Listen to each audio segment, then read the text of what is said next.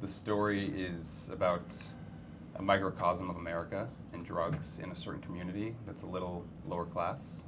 But really it's also about just the moral dilemma that comes up with people trying to, on one hand, provide for their family by any means necessary, even though what they're doing is actually breaking the law and putting the lives of others in danger. I gravitate towards the extremes of human behavior. So when I read the script, it was an interesting opportunity for me to play around with somebody who I'm very far from in my real life, someone whose life view is very different than mine. And I thought that it was done in a way where you really got to know the guy, and it really investigated some of the things that led him to do the things that he does.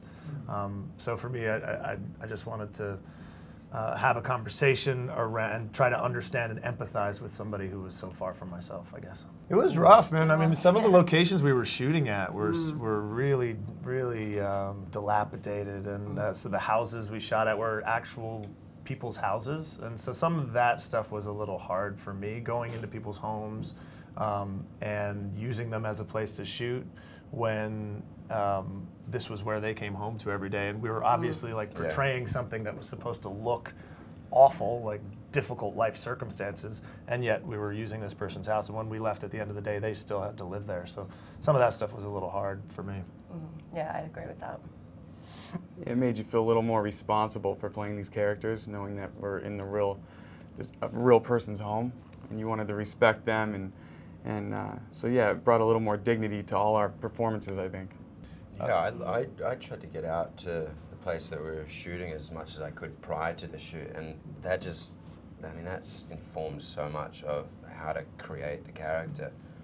Just going out there, I mean, I saw 3 arrests in a couple of hours. I was offered drugs on the street, and I don't know, it was such a, I mean, I felt genuinely like worried that I was going to get in a fight or something, or somehow get, you know, involved in something. And so, I don't know, I just, as soon as I like came onto set with that sort of information, and it just feeds so much of, you know, your character, because you know the environment, you know the place that they're in, and you know who they're around. So I think everything was a challenge. Like that's the thing with independent filmmaking. Like you're not shutting down streets, you're not taking over neighborhoods, you're going into real people's houses. We used you know, real kids who lived in those houses as actors in some scenes.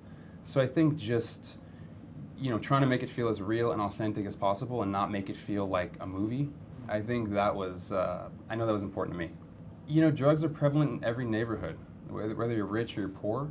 And it doesn't matter where or what part of the world. So I'm not sure it really is just confined to America or one state or anything like that. I think that in reality, it's more about just trying to provide for your family and trying to get out and trying to do what's best for you, knowing that you're probably maybe acting selfishly and not thinking about others as a whole.